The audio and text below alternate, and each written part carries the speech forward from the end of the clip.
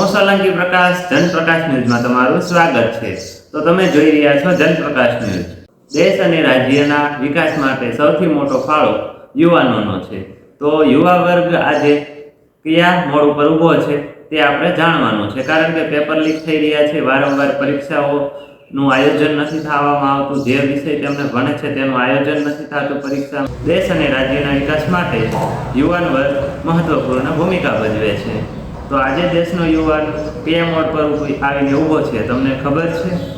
તો એક તરફ મોટી મોટી ડિગ્રીઓ અને પરીક્ષાઓની તૈયારી, અને તોય છતાં તો બેરોજગારી તો ખરા। અને જો મોટી મોટી ડિગ્રીઓ લીધા પછી પરીક્ષાઓની તૈયારી કરતા હોય છે અને એક તરફ તો પેપર લીક થઈ જાય છે અને આવી ઘટનાઓ બનતી હોય છે, તો વિદ્યાર્થી એકદમ હારી જાય છે। આનું જવાબદાર કોણ છે? તો પેપર લીકની ઘટનાઓ થાય છે અને યુવાનો બેરોજગાર બની રહ્યા છે, તો સરકાર પાસે યુવાનો પોતાની રોજગારી માંગી રહ્યા છે અને આ બધે પેપર લીકની અને બધેની જવાબદારી કોની? યુવાનો પ્રશ્ન ઉઠાવી રહ્યા છે। તો આ બધેની જવાબદારી કોની છે? તો યુવાનો સરકારને પ્રશ્ન પૂછી રહ્યા છે અને આજે આપણે વાત કરીશું યુવાનોના સળગતા ભવિષ્ય વિશે। સળગતા પ્રશ્નો સાથે આપણે વાત કરવાના છીએ, તો અંત સુધી જોડાયા રહેજો। યુનિવર્સિટીની બહાર ઉભેલો યુવાન અથવા તો લાઇબ્રેરીમાં વાંચતો યુવાન। તો આજે આપણે જાણવાના છે, રાત દિવસ મહેનત કરતો વિદ્યાર્થી પરીક્ષાઓની તૈયારી કરે છે અને તેના સપના ઉપર ત્યારે પાણી ફરી વળે છે જ્યારે પરીક્ષાઓ નથી લેવાતી, પરીક્ષાઓનું આયોજન નથી થતું, અને પરીક્ષાનું આયોજન થાય છે તો પેપર લીક થઈ જાય છે। તો વર્ષોની મહેનત કર્યા પછી જો પેપરનું આયોજન થાય છે તો પરીક્ષા લેવાઈ જાય છે તો પેપર લીક થઈ જાય છે, અને તો અથવા તો પરીક્ષાનું આયોજન જ નથી થતું। તો આની એક વિદ્યાર્થી ઉપર, યુવા વર્ગ ઉપર એવી માનસિક સ્થિતિ પોતાની અસર પડે છે, ગંભીર અસર પડે છે કે પોતાની માનસિક સ્થિતિ ગુમાવી બેસે છે, વિચારવાની શક્તિ ગુમાવી બેસે છે, પોતે વિચારી શકતો નથી, અને વર્ષોની મહેનત કર્યા પછી જો પરિણામ શૂન્ય આવે છે તો માણસ આત્મહત્યા પણ કરી લે છે, કારણ કે એટલું તણાવ હોય અને ઘરેથી ફેમિલી પ્રેશર હોય અથવા તો આજુબાજુ તેને ઉપર જવાબદારી હોય છે, અને તોય છતાં તે સરકારી ભરતીની રાહ જોતો હોય છે, તે સરકારી નોકરીની તૈયારી કરતો હોય છે, અને પરિણામ શું આવે? શૂન્ય આવે, કારણ કે રોજગાર મળતો નથી, અને અથવા તો તે તૈયારી કરે છે તો પેપર લીક થઈ જાય છે। તો આનું જવાબદાર કોણ છે? રોજગાર કચેરીની બહાર લાઈનો અથવા તો સરકારી ભરતીઓના ફોર્મ ભરનારા વિદ્યાર્થીઓ। તો આજે વાત કરવાના છે તેના વિશે। તો આજે એન્જિનિયર અથવા તો પોસ્ટ ગ્રેજ્યુએટ વિદ્યાર્થી, તો તે પણ સામાન્ય નોકરીની તલાશમાં હોય છે। મોટી મોટી કંપનીઓ અથવા તો સામાન્ય નોકરી ગોતતા હોય છે, તે 12 થી 15,000 રૂપિયાની નોકરી જો ગ્રેજ્યુએટ કરેલો હોય તો તેને મળતી નથી, અથવા તો તે લાઈનમાં ઊભા હોય છે કે ભાઈ ક્યાંક ને ક્યાંક તેમને નોકરી લાગી જાય। સરકારી ભરતીઓના ફોર્મ આવે છે તો તેમાં તે અપ્લાય કરતો હોય છે કે તેમને અત્યારે તો તમે જોઈ રહ્યા છો, કંડક્ટર હોય કે ભાઈ કોન્સ્ટેબલ હોય, કોઈ પણ 12 પાસની ભરતી હોય કે ભાઈ ગ્રેજ્યુએટ કરેલી હોય, તો ત્યાં હજારો અને લાખોની સંખ્યામાં ફોર્મ ભરાઈ રહ્યા છે, અને જગ્યાઓ કેટલી હોય? 5,000, 10,000, વધી 15,000 જગ્યાઓ પણ નથી હોતી, અને ફોર્મ લાખોની સંખ્યામાં ફોર્મ ભરાય છે। આનું કારણ શું? બેરોજગારી। કારણ કે સરકારે અર્થતંત્ર એવું બનાવી દીધેલું છે, સરકારે આનું આયોજન જ નથી કરેલું, આખી સિસ્ટમ બોગસ। તો એન્જિનિયર અને પોસ્ટ ગ્રેજ્યુએટ કરેલા વિદ્યાર્થીઓ સામાન્ય નોકરીઓની લાઈનમાં ઊભા રહેતા હોય છે, રોજગારી માટે લાઈનો લગાવવી પડતી હોય છે, લાઈનોમાં મોટી કગારોમાં લાઈન હોય તો તેમાં તે ઊભા રહેતા હોય છે, કારણ કે વ્યવસાય જ નથી, રોજગારી નથી, રોજગારીનો અભાવ છે। તો તેના માટે આપણે આજે વાત કરવાના છીએ, આગળ વધીએ। તો સવાલ એ થાય છે કે ભાઈ ખામી ક્યાં છે શિક્ષણ વ્યવસ્થામાં અથવા તો રોજગારી ઊભી કરવામાં? તો સવાલ એ છે કે ભાઈ ખામી ક્યાં રહી જાય છે, શિક્ષણ વ્યવસ્થામાં અથવા તો રોજગારી ઊભી કરવામાં? કારણ કે શિક્ષણ વ્યવસ્થામાં ખામી છે કે ભાઈ રોજગારી નથી મળતી, એનું મુખ્ય કારણ શું? એ શિક્ષણ વ્યવસ્થા નબળી છે અથવા તો રોજગારી નથી ઊભી કરી શકતા? તો સરકાર ઉપર આ એક મોટો તમાચો કહેવાય, કારણ કે રોજગારી નથી મળતી અને યુવાનો બેરોજગાર બની ગયા છે। દેશ અને રાજ્યને જે વિકાસની તક મેળવી હતા, વિકાસ તરફ લઈ જતા હોય તે યુવાનો છે, અને યુવાનો આજ બેરોજગાર બની રહ્યા છે। તો સરકારને આ બાબત ઉપર ધ્યાન દેવું પડે, અને આપણે આગળ વધીએ। તો કે ભાઈ અત્યારે જે સરકારી નોકરીની તૈયારી કરે છે, જે વિદ્યાર્થી અભ્યાસ કરી રહ્યો છે, જે અત્યારે જેનો અભ્યાસ ચાલુ છે, કે કોઈ પણ વિદ્યાર્થી સરકારી ભરતીની તૈયારી કરી રહ્યો છે તો તેની મૂંઝવણો કેવી છે, કારણ કે તે રૂમ ભાડું અથવા તો તે ક્યાંય રૂમ રાખીને વાંચતો હોય છે, લાઇબ્રેરીમાં ફી ભરીને વાંચતો હોય છે, અને ક્યાંય મોટા સિટી ઘરથી દૂર રહી અને પોતાનો અભ્યાસ પૂરો કરતો હોય છે.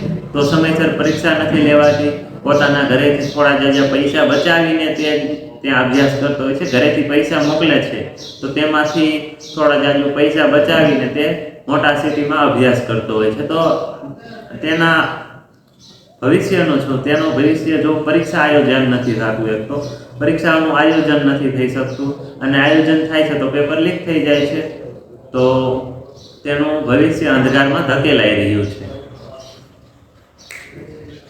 તો વિદ્યાર્થીઓના અત્યારે એવી સમસ્યા છે કે પોતે મૂંઝાઈ રહ્યો છે, કારણ કે એક વિદ્યાર્થી છે તો તે એક તો સિટીમાં જાય છે, લાઇબ્રેરીની સુવિધા પછાત તો વિસ્તાર હોય તો ત્યાં નથી હોતી, તો ત્યાં લાઇબ્રેરીની સુવિધા નથી, તો તે મોટા સિટીમાં જાય છે અને ત્યાં પોતાનો અભ્યાસ પૂરો કરે છે, ત્યાં તૈયારી કરતો હોય છે. તો ક્યાંય રૂમ ભાડે રાખીને વાંચવા માટે રહેતો હોય છે, ઘરેથી જે પૈસા મોકલાવે છે તેનાથી તેને આખા મહિનાનું ગુજરાન ચલાવવું પડતું હોય છે. તો યુવાન બેરોજગાર બની રહ્યો છે, જે ભરતીની તૈયારી કરે છે તેના પેપર લીક થઈ રહ્યા છે, અથવા તો પરીક્ષાનું આયોજન જ નથી થતું, અને આયોજન થાય છે તો તે પ્રમાણે પરિણામ નથી આવતું. તો આનું કારણ શું? સરકારને કોઈ સવાલ પૂછવાવાળું છે જ નહીં, અને યુવાન બેરોજગાર બની રહ્યો છે, અને યુવાનનું કેવું છે કે ભાઈ આવું ચાલશે તો અમારું ભવિષ્ય અંધકારમાં વયું જશે.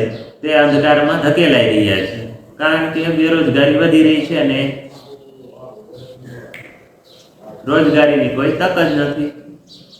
તો રોજગારીની કાંઈ તક તો છે જ નહીં. આંકડા જાહેર કરવાથી યુવાનોને રોજગારી નથી મળતી, તેને ગ્રાઉન્ડ લેવલે જઈ અને વિદ્યાર્થી યુવા સંતોષ થાય તેવા પણ કામ કરવા જરૂરી છે. તો સરકાર ખરેખર જો યુવાનોને આગળ વધારવા માંગતી હોય તો સરકારને યુવાનોને રોજગારી આપવી જોશે અને નવી રોજગારીઓની તકો ઊભી કરવી પડશે. માત્ર આંકડાઓ બહાર પાડવાથી કંઈ થશે નહીં. વિદ્યાર્થીઓને સંતુષ્ટ કરો અને રોજગારીની તકો બહાર લાવો. તો હું સોલંકી પ્રકાશ, જનપ્રકાશ ન્યૂઝ સાથે અંત સુધી જોડાવા માટે તમારો આભાર. આજનો યુવાન બેરોજગાર બની રહ્યો છે, અને શિક્ષણ વ્યવસ્થા એવી છે કે ભાઈ શિક્ષણ વ્યવસ્થા આખી બોગસ છે. હમણાં પ્રોટેસ્ટ પણ ચાલુ છે, સીજીપી વાળા પ્રોટેસ્ટ કરે છે જંતર મંતર ઉપર, અને હમણાં સોનમ વાંગચુક પણ ઘણા દિવસથી અનશન પર બેઠા છે, તો તેના વિશે કોઈ વાત તો કરતું નથી. અને આપણો દેશ તો એવો જ છે, જે કોઈ વ્યક્તિ અવાજ ઉઠાવે છે તો તેને સમર્થનમાં નથી રહેતો, તેના વિરુદ્ધમાં જઈને ઊભો રહે છે, અથવા તો બોલતો જ નથી, એમ કહીને ઊભો રહે છે કે મારે શું. તો જ્યારે તમારી સાથે ખોટું થશે, જ્યારે તમારી વાત આવશે તો ત્યારે તમારી બાજુના વ્યક્તિઓ પણ એમ જ કરશે. એટલે જ્યારે તમારી સાથે ખોટું થશે ને તો ત્યારે તમારી સાથે કોઈ ઊભા રહેવાના નથી. તો આ વસ્તુ એક ધ્યાન રાખજો, કારણ કે જ્યારે તમારી સાથે અન્યાય થયો ને, જે અત્યારે તમે જે કરો છો ને એ જ તમારી સાથે થવાનું છે. તો આ એક વસ્તુ છે, અને અત્યારે પ્રોટેસ્ટ ચાલુ છે, તો તમે જેમ બની શકે એવો સપોર્ટ કરો, અને શિક્ષણ વ્યવસ્થામાં જેટલા સુધારા થાય ને એવા કરો, કારણ કે રોજગારીની તકો ઊભી કરો. કારણ કે એક ભરતી બહાર પડે કંડક્ટર, તો કંડક્ટર અને ડ્રાઈવરની નોકરી માટે કેટલા લાખો અને હજારોની સંખ્યામાં ફોર્મ ભરાય છે. તમે માત્ર વિચાર તો કરો. અને એમાંય પણ કેટલી કન્ડિશન કે ડ્રાઇવિંગ લાયસન્સ જોઈશે, હેવી ડ્રાઇવિંગ લાયસન્સ જોઈશે, અને કંડક્ટર માટે પણ કેટલાય ડોક્યુમેન્ટ જોઈશે. તો આ બધી તકો ક્યાંથી? યુવાનો કેટલી મહેનત કરશે, તમે વિચાર તો કરો. તો આ બધી કન્ડિશન હજી તો ભરતીઓ આવે છે, પણ એની કન્ડિશનો પણ બદલાતી જાય છે જેમ દિવસ જાય છે. અને અમુક તો એવી ડિગ્રીઓ કરી છે, તો એવી ડિગ્રીઓ નથી ચાલતી, એ ડિગ્રી નહીં ચાલે, તમારે આ કરવું પડશે. તો વિદ્યાર્થીઓ જે તૈયારી કરી છે તે અસફળ જાય છે. તો આપણે જાણીશું કે ભાઈ, અને હજી તો એક એવો ટોપિક પણ લાવશું કે ભાઈ કેટલા ટકા કેટલી ડિગ્રીઓ છે જે સાવ નકામી છે, કારણ કે દેશમાં 50%થી વધારે લોકોએ એ ડિગ્રીઓનો અભ્યાસ કર્યો છે, એ ડિગ્રી પ્રાપ્ત કરી છે, જેનો કોઈ મતલબ જ નથી રહ્યો. કારણ કે પ્લેન બીકોમ કે બીએ, બીબીએ અથવા તો એવી ઘણી ડિગ્રીઓ છે, બીસીએ, તો તે હજારોની સંખ્યામાં, લાખોની સંખ્યામાં વિદ્યાર્થીઓએ કરી છે, તો તેમાં રોજગારી તો મળતી નથી. તો સંપૂર્ણ માહિતીમાં આપણે વિડીયો પણ બનાવશું, અને પેપર લીક થઈ રહ્યા છે, અને ઘણી બધી બીજી પણ સમસ્યા છે, તો આપણે એ વિશે વાત કરી.